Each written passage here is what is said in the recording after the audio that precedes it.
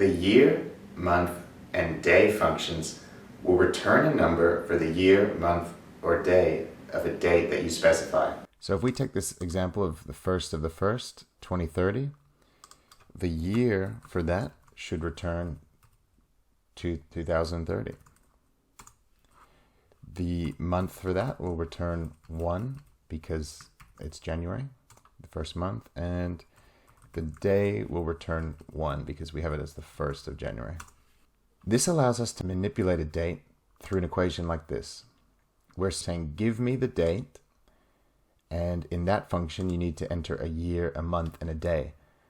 So we're saying take the year of that date, 2030, and add 1 to it. So that will come out as 2031.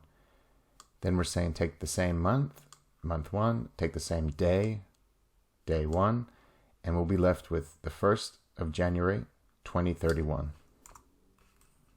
There are 2 other functions that make it really easy to manipulate a date. So instead of this long formula that we had here, if we just wanted to take a date and end up 1 year from that, we could just use the function eDate.